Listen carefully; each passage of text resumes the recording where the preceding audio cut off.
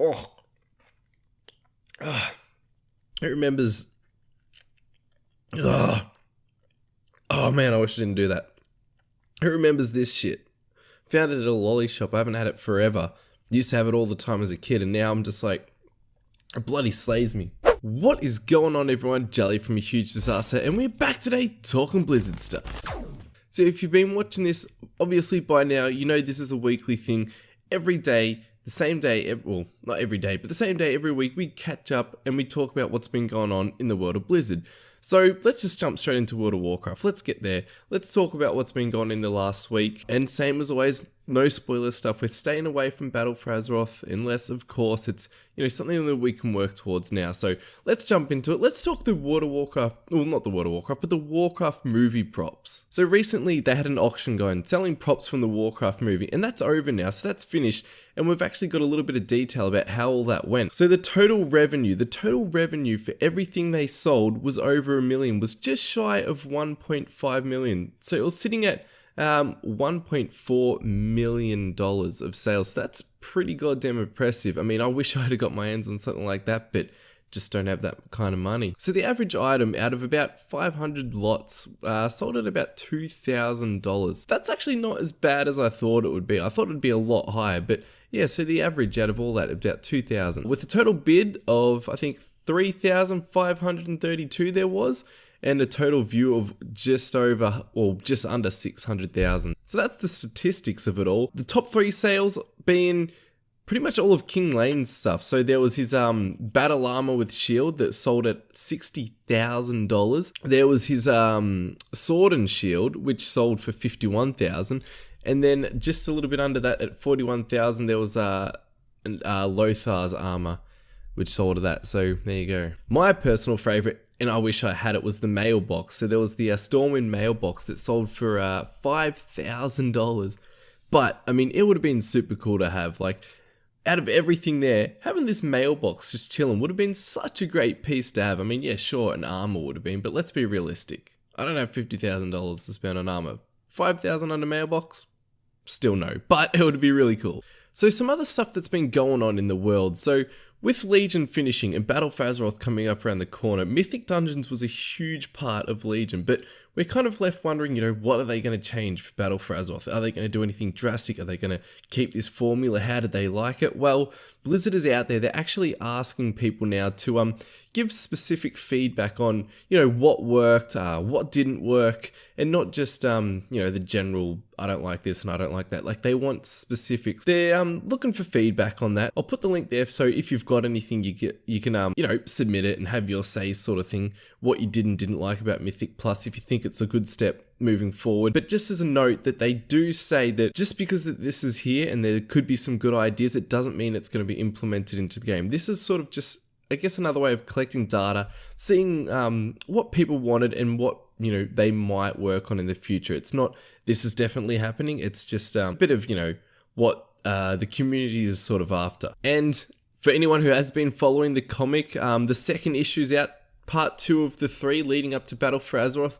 This one on Magni Bronzebeard. So this one's called The Speaker. So if you haven't read it, like I said before, get on it. It's pretty good. I'm not going to give any spoilers as usual, but if you weren't aware, for some whatever reason, it's there. Go check it out. Links there, obviously. But yes, that one's there. And also the other big one that, now this is more, what to expect for Battle for Azeroth. So for all you tank mains out there, or anyone who's been interested in tanking in Battle for Azeroth, there's going to be a bit of change to how threat works. Basically, the rundown is AoE threat isn't going to be as easy to hold. So it's going to be more about using your taunts and stuff to actually gain threat. I'm not really going to go into the numbers and all that. I will put the article there for you to go look at. But that's basically the gist of it. It's gone from, Legion was just too easy to hold threat. You could just do one AoE move or whatever it was, just being there basically just stole threat from everything. So now it's focusing on using your taunts and all of your threat gaining abilities to really hold on to that threat and work a bit harder, I guess, as a tank rather than just using your cooldowns to survive. It's, I guess, making things want you to attack you, taunting them. It's the big thing. It was a huge thing back in the day, and it should be a thing now for tanks. It shouldn't just be, let's hit the guy with all the armor and the shield, because there's no logic in that. You've got to you've got to get them to want to attack you. That's how I see it anyway. So I think it's a good a good move for Blizzard. To be honest, it might not even make that real of a difference. It might just be part of the whole stat squish that we've had going into Battle for Azeroth, because let's be honest, the numbers were going through the roof. So if threat grows by damage anyway, and your damage is going to be squished, you would think threat sort of goes down with it. I don't know. It's probably not going to be too noticeable, but it's going to be there. Well, that's basically it for WoW. There's not a whole lot going on, so let's just jump into some Overwatch news. So we've got the Sombra Nendoroid, whatever it is, the somber thing, you know, those things. They've got the Tracer, they've got the Genji. I think they've got do they have a Hanzo? A Diva? They've got a Diva? I don't know. They're pretty cool. We've got a Spider-Man one hanging around somewhere over there. Really like the Overwatch ones. It would be pretty cool, but they're a little bit pricey. But for all you Sombra fans, you know, that's going to be a thing. And I guess this, you know, comes back down to, like I was saying last week about, you know, Blizzard really pushing more merch. And I know this is something that they were already doing, but there you go. So, I mean, that's probably the first quarter of 2019, they're saying. There, Sombra mains, get on it. Now, this is a bit of an old one. It's not really a story based, but I found it really interesting just to look at it. Like this guy, what he's been doing to some of the art in Overwatch. But basically, if you haven't heard of him on Twitter, well, Christian Blanco, or on Twitter, his name is Christopher, you know, Christopher. Well, anyway, he's been doing all kinds of crazy stuff with the skin. So he's been doing, you know, that magician Symmetra. So he's basically made like Magician Hanzo and Magician Doomfist and that. And mind you, the Magician Hanzo is something that I wish I never saw, but there it is. Like, have a look at that. What even is that? But it's pretty creative. He's done a whole lot of other stuff like Forest Symmetra and Forest Diva, old Tracer, and, you know, old Overwatch skins. And just really go check his stuff out. It's actually pretty good. I like it. I thought it was fun to, you know, get that out there. You know, someone doing something a little bit different with Overwatch instead of, you know, making new characters and that you see every now and again pop up, but kind of making new skins or reimagining them, you know, putting them on someone like Hanzo or Reaper or whatever. Like, it's pretty funny.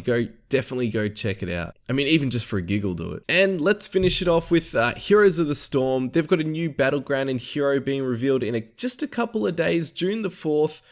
So if you're a HOTS player, that's pretty exciting. I have no idea. I don't know who it's going to be. Not really going to speculate on it. I know there's been a few rumors floating around, but it's only like a day away. So check that out. Heroes, guys, who knows? I don't think it's going to be a Warcraft person. I could be completely wrong. I'm just spitballing, but there you go. But anyway, that's going to be it for today. That's all the news that I kind of wrapped up. Just, you know, little things, not a whole lot. Just little fun, I guess, fun little things that you might have missed, that you might not have ever noticed. But I mean, that's it. I'm going to keep doing this every week, getting some new stuff. I'd love to hear some feedback from you guys. Let's have a chat about some of these things. Have you already checked out this guy's skins? Were you lucky enough to get any of these Warhammer movie bloody props or any of that kind of stuff? Like, what's been going on for you? Have you done anything in any Blizzard games this week? I've done a few cool Widow shots. I mean, I got a headshot. That was pretty awesome. Not really good at that, but you know. But that's it. I've got a few other videos coming out during the week. But till next Blizzard update, have a good one.